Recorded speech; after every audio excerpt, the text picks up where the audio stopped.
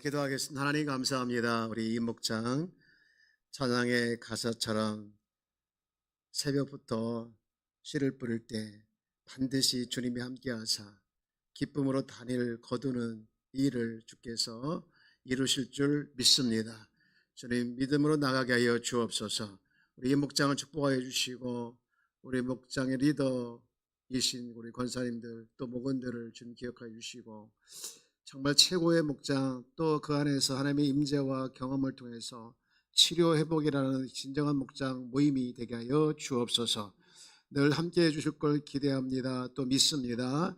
오늘 감사함으로 찬양드리는 이 목장에게 놀라운 은혜 주신 걸 믿사옵고 우리를 위해서 구원하신 예수님 이름으로 기도합니다. 아멘.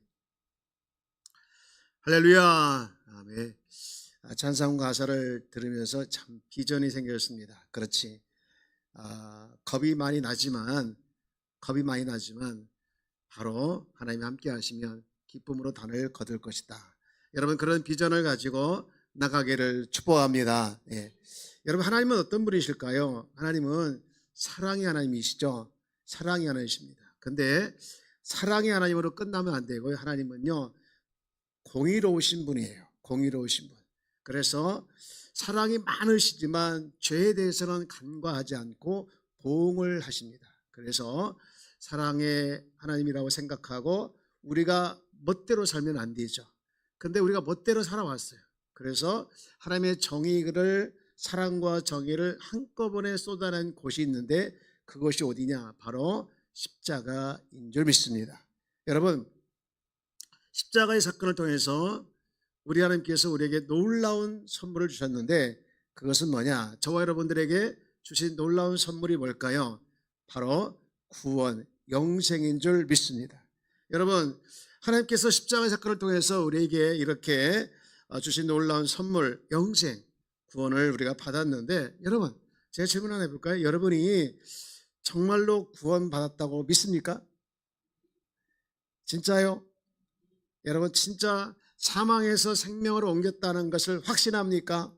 네. 그런데 그것을 무엇으로 증명하냐 이거예요. 무엇으로 증명하느냐?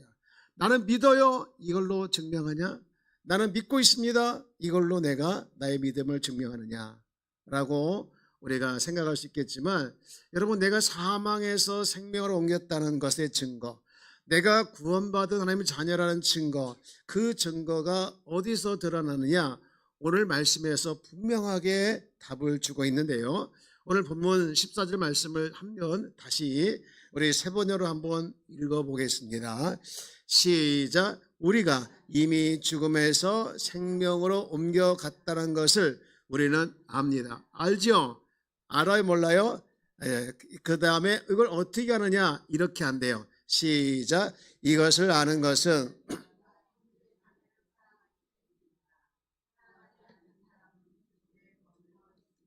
아멘. 너무나 명확한 말씀이죠. 우리가 좀 띄워주세요. 이미 죽음에서 생명으로 옮겼다는 것을 우리는 저와 여러분들이 들어가지요. 생명을 옮겼다는 것을 우리는 안다는 거예요. 근데 이것을 아는 것은 무엇을 통해서 알게 된다는 거예요?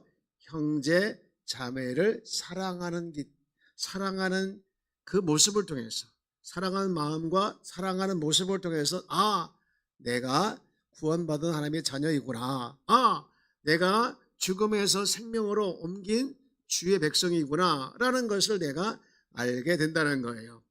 여러분 오늘 본문을 쭉 보면 시제가 있어요. 시제가 뭐냐? 죽음에서 생명으로 옮겨갈 것이다 라고 하지 않냐고 죽음에서 생명으로 옮겨갔대요. 이 말씀을 잘 생각해 보면 저와 여러분들이 어떤 상태가 되었느냐? 죽음에서 사망에서 생명의 자리로, 영생의 자리로 옮겨졌다는 거예요. 옮겨질 것이다 아니라 이미 죽음에서 사망의 자리로 옮겨진 줄 믿습니다. 사도 바울도 이와 비슷한 얘기를 하는데 고린도후서 5장 17절 우리가 잘 알고 있는 말씀이죠. 여기를 보면 여러분 보십시오. 다 같이 한번 읽어볼까요? 시작. 그런즉 누구든지 그리스도 안에 있으면 새로운 피조물이라 이전 것은 지나갔으니 보라 새 것이 되었도다. 여러분 맨 끝에 보시면 보라, 뭘 보라는 거예요? 뭘 보라? 새 것이, 보라 새로운 피조물이 됐다는 것을 보라. 새 것이 됐다는 거. 근데 여기도 보면 새 것이 될 것이다 라고 하지 않냐고, 새 것이 뭐 했다고 하죠? 되었도다. 여러분 믿음이라고 하는 것은요, 그리스도 안에서 우리가 정말로 그리스도 안에서 하나님께서 그리스도를 통해서 해 놓으신 일, 이것을 내가 아멘 하고 받아들이는 것이 믿음인 줄 믿습니다. 여러분 내가 사망에서 생명으로 옮겨졌다, 내가 새로운 피조물이 되었다. 여러분 이거 누가 해주신 겁니까? 그리스도, 하나님께서 그리스도를 통해서 해주신 줄 믿습니다. 여러분 그것을 내가 받아들여야만이 내 것이는 거예요. 내 것이. 여러분 근데 여러분 내가 사망에서 생명을 옮겨졌다는 것은요, 추상적인 진리가 아니라 실제적인 진리인데, 그 실제적인 진리를 어디서 드러내느냐? 형제를 사랑하는 곳에서 드러낸다는 거예요. 옆에 계신 인사 합시다. 형제를 사랑하며 삽시다. 왜 형제를 사랑하며 살아야 될까요? 내가 구원받은 하나님의 자녀이기 때문에, 내가 사망에서 죽음에서 옮겨졌기 때문이다 라는 것이죠. 어느 성도가 그러더라고요. 목사님, 저 이제 사랑하면서 살게 되었습니다. 옛날에는 사랑이 뭔지 몰랐어요. 남에게 피해를 주면서 내가 성공해도 되는 줄 알았습니다. 그게 당연한 줄 알았어요. 다 그렇게 살아가니까. 근데 어느 날 내가 비록 손해보더라도 다른 사람을 사랑하는 마음이 생겼고, 또 사랑해야 되겠다라고 생각을 하게 되었습니다 라고 고백하더라고요. 여러분 이런 고백이 있는 사람이 사망에서 생명으로 옮겨진 자인 줄 믿습니다. 여러분 저도요 사실 참 이기적인 사람이에요. 아내가 저한테 언젠가 아주 오래전에 그러더라고요. 당신은 참 이기적이다. 제가 이기적으로 보입니까? 아니 보입니까? 그러다 안 보인다고 하면 이상하잖아요. 보이죠? 맞아요. 여러분 저도 사실은요 남을 사랑할 줄 잘 몰랐어요. 사랑이라고 하는 것은요, 받아봐야 사랑할 줄 알더라고요. 어려서부터 사랑받지 못한 사람은요 사랑이 뭔지도 몰라요. 사랑하는 방법도 모르고, 또 누군가 나를 도와주면 당연한 것처럼. 어느 기록에 보니까 이제 한 변호사가 사형수에 있는 사람들을 석방해주는 그 일을 했어요. 그래서 사형수가 무기수로 또는 무기수가 이제 감형되는 그런 일들을 많이 했는데, 한 85명을 했대요. 85명 중에서 자기를 이렇게 사형수에서 무기수로, 또 무기수에서 더 감형시켜서 고맙다라고 얘기하는 사람이 손가락 꼽을 정도로 10명도 안 됐다는 거예요. 자, 무료로, 그것도 자기가 희생을 하면서 그들을 살려주고 또 감형시키고 그랬는데, 그들이 고맙다는 말을 못했던 것에 대해서 섭섭할 수도 있잖아요.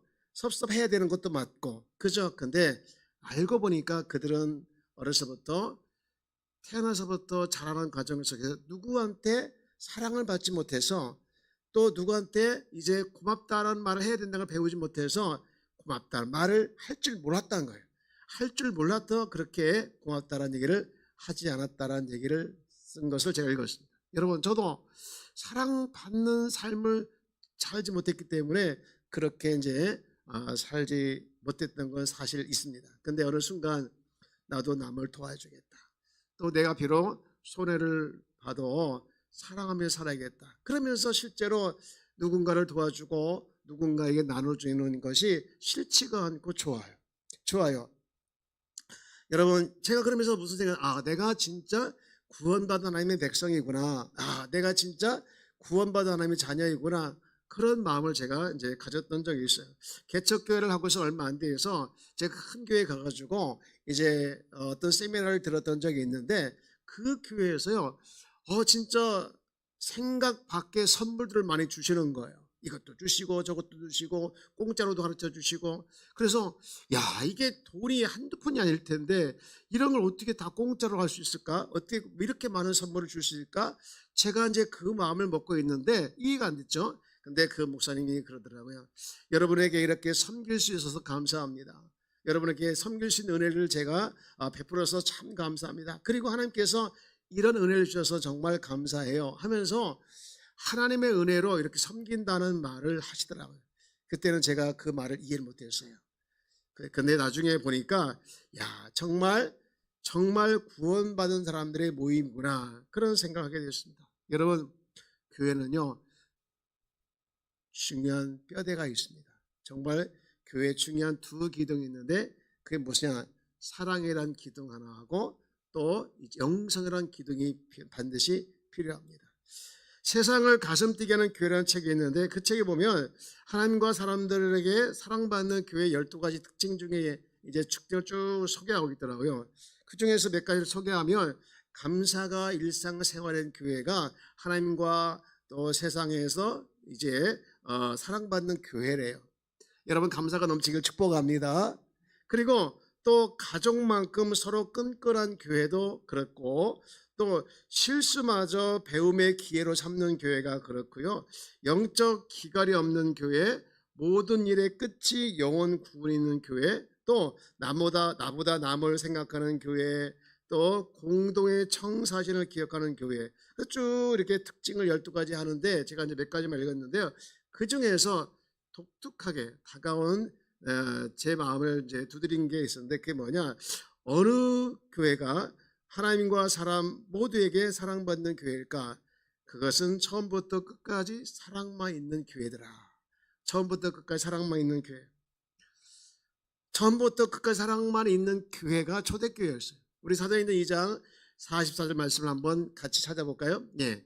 자, 여기 한번 읽어봅시다. 시작. 믿는 사람들이 다 함께 있어 모든 물건을 서로 통용하고, 45절, 또 재산과 소유를 팔아 각 사람의 필요를 따라 나눠주며 날마다 마음을 같이하여 성전에 모이기를 힘쓰고 집에서 떡을 떼며 기쁨과 순전한 마음으로 음식을 먹고, 47절, 하나님을 찬미하며 또 온 백성에게 칭송을 받으니 주께서 구원받은 사람을 날마다 더하게 하시니라.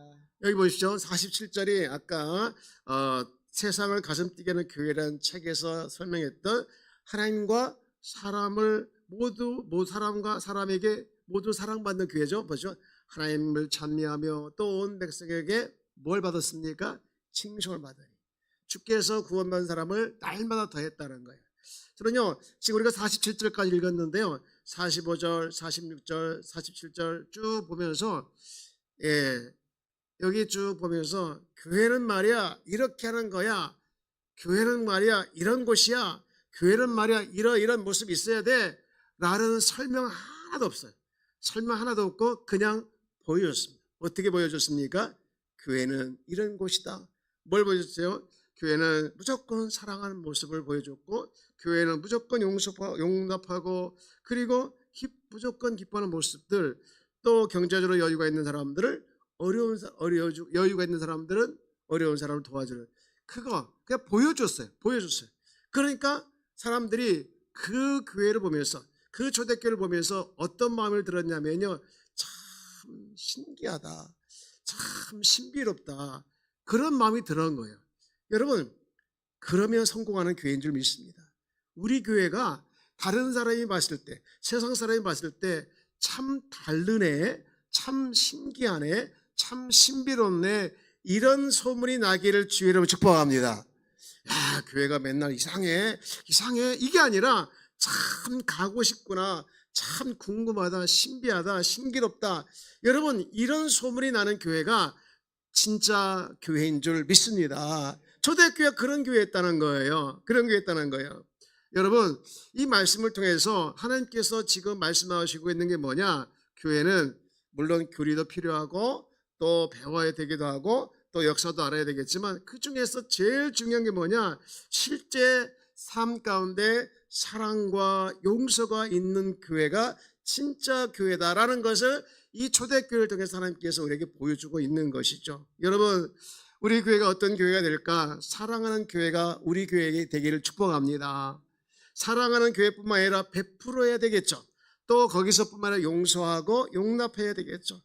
여러분, 이런 교회 이것을 다 덮는 게 뭡니까? 바로 사랑이라는 거예요. 사랑. 여러분, 사랑이 있는 교회, 사랑이 있는, 제가 이제 풍성한 삶의 기초를 하면서 그런 말을 하더라고요. 교회는 사랑 전문가가 많아야 된다는 거예요. 여러분 옆에 계십니다. 당신은 사랑 전문가이군요. 왠지 하기는 했지만 좀 그렇죠. 네, 내가 사랑 전문가라고 다른 사람에게 얘기하기도 미안하고 나도 그런 것 같지도 않고, 그죠? 사랑받기를 좋아하지 사랑하는 건 조금 그저 마지못해 하고. 그런데 여러분, 사랑 전문가가 많은 교회가 신기한 교회고, 사랑 전문가가 많이 있는 교회가 정말 세상 사람 보았을 때 야, 진짜 가고 싶구나, 진짜 그 안에 내가 들어가고 싶구나라는 것을, 그런 마음을 갖게 된다는 거예요. 여러분, 바울이 고린도 교회를 향해서 이런 말을 해요. 자, 우리 고린도후서 5장 13절 14절 말씀을 한번 같이 읽어볼까요? 시작. 우리가 만일 미쳤어도 하나님을 위한 것이요 정신이 온전하여도 너희를 위한 것이니. 14절. 그리스도 사랑이 우리를 강권하시는도다. 우리가 생각하건대 한 사람이 모든 사람을 대신하여 죽었은즉 모든 사람이 죽은 것이라. 아멘. 여러분, 14절의 첫 번째 줄에 나와 있는 그리스도의 사랑이 우리를 강권하시는도다. 여러분에게 이 말씀이 실제가 되길 주 여러분 축복합니다. 여러분을 버티게 하는 거, 여러분을 힘들지만 가게 하는 거, 여러분을 정말로 어려운 상황에서 일어서게 하는 거, 그것이 뭐냐? 그리스도의 사랑이 나로 하여금 강권해서 어렵지만 가게 만들고 앉아있을 수밖에 없는 상황이지만 일어서게 만드는 것, 그것이 바로 그리스도의 사랑이 여러분을 강권해서 정말 버텨나가시고 일어서시고 힘을 내는 그런 여러분이 되어지기를 주님 이름으로 축복합니다. 여러분, 제가 목회를 하면서 왜 안 힘들 부분이 있겠습니까? 제가 힘들어 보여요, 안 보여요? 힘들어 보여요, 안 보여요? 표가 나요, 안 나요? 아까 이영희 권사님 어디 계셔? 권사님이 저한테 목사님 피곤해 보이네요. 어떻게 알았어요? 이렇게 하더라고요. 네, 여기에 좀 뭐가 낫다는 얘기죠. 여러분, 사실은 힘든 부분이 있습니다. 근데 저는 행복하게 목회를 하고 있어요. 근데요, 이 목회를 하면서 제가 힘들 때 나로 하여금 버티게 하는 것이 있는데, 이게 바로 이 말씀이었어요. 고린도후서 5장 14절 말씀. 그리스도의 사랑이 나를 강권하기 때문에, 그리스도의 사랑이 나를 강제로 권면하고 강제로 이끌어 가기 때문에 내가 때로는 힘든 부분도 있지만 어려운 부분도 있지만 그래도 가는 거예요. 사랑하는 여러분, 여러분 삶 가운데 이 그리스도의 사랑이 여러분을 강권해서 가정생활이든 또 직장생활이든 교회 생활이든 어떤 생활에도 그 그리스도의 사랑 때문에, 그 그리스도의 강권하신 사랑 때문에 힘을 내서 나가기를 주 여러분 축복합니다. 이번에 우리 오이코스 캠페인을 선포하고 이제 작정할 텐데, 여러분 걱정이 많으시죠? 오이코스 나는 없는데, 이야기만 들으면 스트레스 받고 힘든데 어떡하지? 맨날 목사님은 1년에 2번씩 하고 짜증이 나기도 하죠? 안 나요? 여러분, 그렇지만 여러분 그리스도 사랑이 여러분을 강권해서 그리스도 사랑 때문에, 그 힘 때문에 여러분 감당해내는 저와 여러분은 되어졌으면 좋겠어요. 그런 삶이 이번 오이코스 캠페인 기간이 되리라고 믿습니다. 그러면 여러분, 이 말씀을 통해서 우리에게 정말 주는 중요한 두 가지 교훈이 있는데요, 이 초대교회 모습을 통해서 또 이 모습을 통해서 우리에게 주는 중요한 교훈이 있는데, 첫 번째는 뭐냐? 건강한 교회의 기준이 뭘까? 교회의 기준이 뭘까? 그것은 사랑이라는 거예요. 고린도 교회를 한번 볼까요? 고린도 교회 보면 1장에 보면 5절 말씀을 보십시오. 이 고린도 교회에서 이런 능력이 많이 있었대요. 이는 너희가 그 안에서 모든 일 곧 모든 언변과 모든 지식에 뭐함으로 풍족했다. 야, 모든 일, 모든 언변, 모든 지적에서 부족함이 없는 교회가 고린도 교회였어요. 6절. 6절도 보면 그리스의 증거가 너희 중에 견고하게 되어서 7절 다 같이요. 너희가 모든 은사에 부족함이 없이 우리 주 예수 그리스도의 나타나심을 기다림이라. 무슨 얘기입니까? 고린도 교회는 한마디로 얘기하면 대단한 교회라는 거예요. 은사도 많고 또 지식도 영적 지식도 풍부하고 방언 그리고 통변 경고치는 이런 여러 신비한 은사들이 엄청나게 나타났던 교회가 고린도 교회. 그런데 또 다른 특징이 있는데요. 쭉 내려가면 11절에 보면 고린도 교회는 이런 교회였어요. 11절 시작. 내 형제들아 글로의 지편으로 너희에 대한 말이 내게 들리니 곧 너희 가운데 분쟁이 있다는 것이라. 내게 들린 말이 무슨 말이에요? 너희 가운데 그렇게 영적 지식도 많고 풍부한 이제 은사들이 있음에도 불구하고 근데 거기는 또 뭐가 있었어요? 분쟁이 있었다.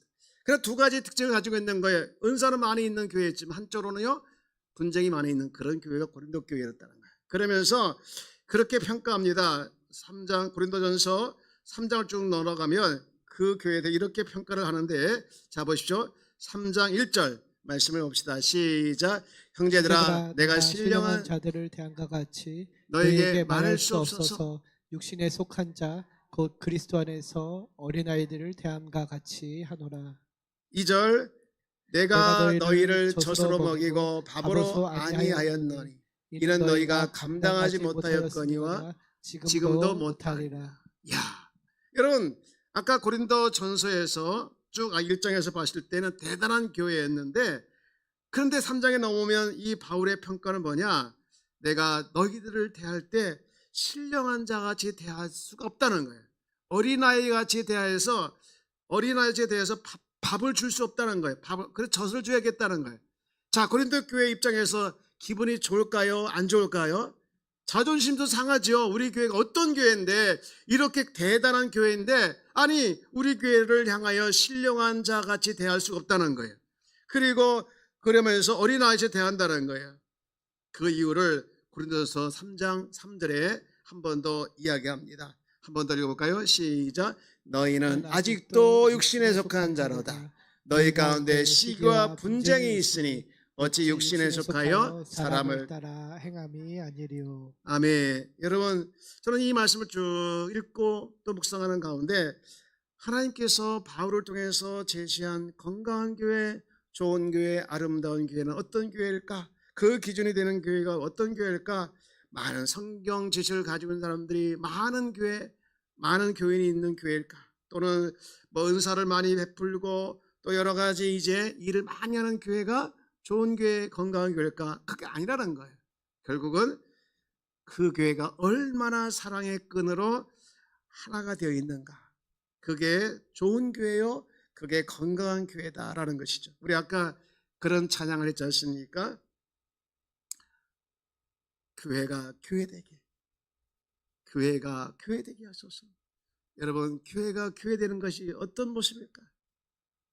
사랑의 끈으로 하나가 된 교회가 교회된 모습이 아닐까 싶습니다. 여러분 우리 꿈을 꾸길 축복합니다. 하나님 우리 교회가 진짜 교회가 되게 하여 주옵소서.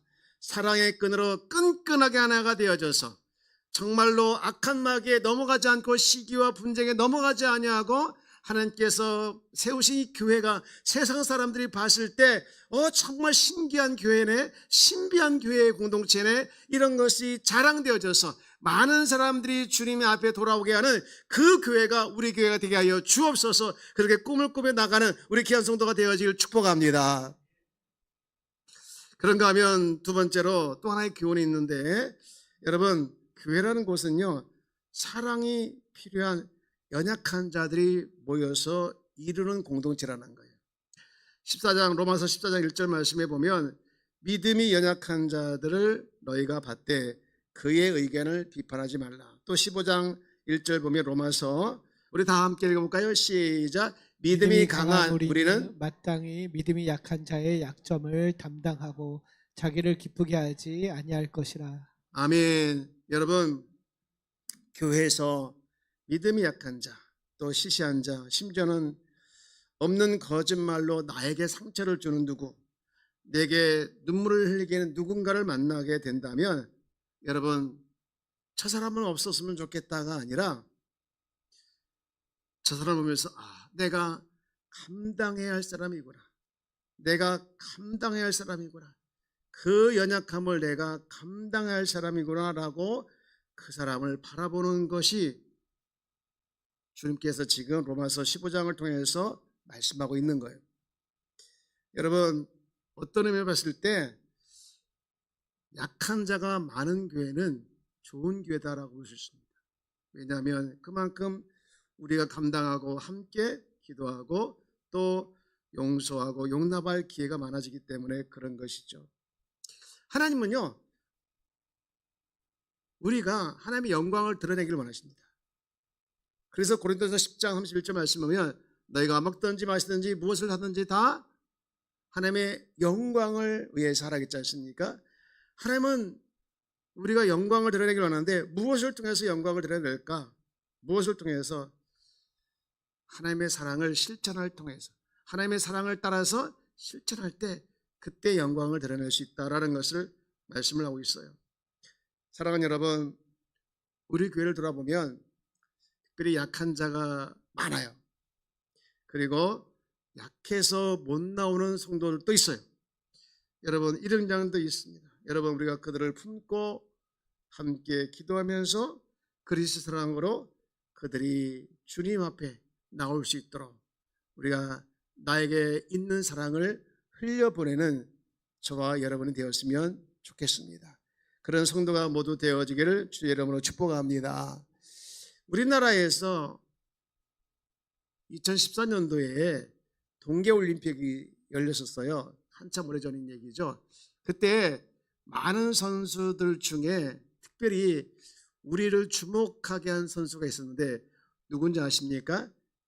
쇼트트랙 선수였던 안현수라는 선수였어요. 이 친구가 우리나라 국가대표였는데 이제 러시아로 기화해서 러시아 선수로 우리나라 왔잖아요. 그래서 그냥 와가지고 예선 탈락했으면 참 안 됐네 하고 끝났을 텐데 그 사람이 우리나라에 와가지고 무려 3관왕을 한 거예요. 3관왕을. 그래서 이제는 저는 그 모습을 보면서 참 마음이 아팠는데, 야, 이제 난리 났겠다. 매국노 같은 사람이 우리나라 와가지고 금메달을 따다니 저럴 수 있어? 그랬는데요, 정반대였습니다. 심지어는요, 그가 1000m 달리기 할 때, 달리기는 1000m 경기할 때 무려 우리나라 사람들 85%가 그 사람을 응원했다는 거예요. 이게 도대체 무슨 일인가? 사회학자들이 통계를 내면서 분석을 했는데 그 이유는요, 한국의 많은 젊은이들이 안현수 같은 경우를 많이 당한다는 거예요. 이제 공정하지 못한 사회에서 나도 모르게 편가르게 이제 피해를 보고 있는 그 안현수의 편이 되어서 대리 만족을 하면서 그를 응원했다는 거예요. 여러분, 오늘 교회 안에뿐만 아니라 교회 밖에서도 안현수 같이 돌봄이 많이 필요한 사람들이 있다는 것을 우리가 기억해야 된다는 거예요. 그것이 누굴까? 그 사람이 누굴까? 잃어버린 한 마리 양이죠. 여러분, 저와 여러분들이 진짜 구원받은 하나님의 자녀인 줄 믿습니다. 여러분, 우리가 구원받은 하나님의 백성인 걸 우리는 너무나도 당연하게 받아들이고 있습니다. 근데 내가 진짜 구원받은 하나님의 백성이라면, 내가 진짜 사망에서 생명으로 옮긴 자라면 그것을 무엇으로 내가 증명하느냐? 바로 형제 사랑이라는 것이죠. 형제 사랑. 이제 말씀을 정리합니다. 우리는 구원받은 하나님의 자녀입니다. 구원받은 하나님의 자녀예요. 우리는 천국은 이미 따놓은 당상인 줄 믿습니다. 옆에 계시면 됩시다. 천국에서 만나야 돼요. 여러분, 우리는 천국에서 만날 사람인 줄 믿습니다. 그런데 이 축복을 누리지 못하는 형제 자매들이 있다는 것이죠. 우리가 내가 천국의 소망을 가지고 살아가는 것처럼 천국의 소망을 살아가지 못하는 형제자매에게 하나님의 사랑을 흘려보내는 것, 이것이 우리의 사명이고 우리가 감당해야 할, 정말 감당해야 할 저와 여러분의 의무라고 볼 수 있습니다. 여러분, 특별히 우리가 이제 영원 사랑의 마음을 가지고 우리 교회가 이 땅에 희망이 되었으면 좋겠어요. 희망이 되고 그런 희망을 가지고 나가는 저와 여러분 되었으면 좋겠습니다. 저는 꿈을 꾸고 있습니다. 우리 교회가 아까 찬양의 가사처럼 이 땅에 희망이 되기를, 이 땅에 희망이 되기를, 여러분 우리 교회가 이 땅에 희망이 되기를 같이 꿈꾸기를 주의 이름으로 축복합니다. 우리 교회가 세상의 소망이고 세상의 등불이고 세상의 등대가 되는 것, 이것이 꿈이야 돼야 될 줄 믿습니다. 여러분, 우리 교회가 더 형제를 사랑하는 공동체, 교회 안에서 형제를 사랑하지만 또 이것을 눈을 돌려서 밖으로 향해서 세상에 있는 형제를 사랑하는 교회, 형제를 사랑해 나가는 우리 공동체가 되어지기를 주의 이름으로 축복합니다. 지금은 부족하고 연약하지만 이것이 쌓여서 우리 교회를 통해서 엄청난 하나님 나라 확장되어지는 그런 귀한 역사가 있기를 축복합니다. 오늘 제가요 엄청 큰 교회를 갔다 왔어요. 엄청 큰 교회를 갔다 왔어요. 제가 부러웠을까요? 안 부러웠을까요? 부러웠을까요? 안 부러웠을까요? 부러웠어요. 왜 부러웠느냐? 교회가 컸다는 것을 부러웠던 것이 아니라 많은 영혼을 살려낸 것이 너무나도 도전이 됐고 그것이 부러웠어요. 우리 교회도 죽어가는 영혼을 많이 살려내는 귀한 교회가 되어지기를 축복합니다. 축복합니다. 좀 아멘 이제 크게 하면 안 돼요. 제가 하면 크게 하면 끊을 것이고 안 하면 안 끊을 것입니다. 우리 교회가 그런 교회가 될 줄 믿습니다. 감사합니다.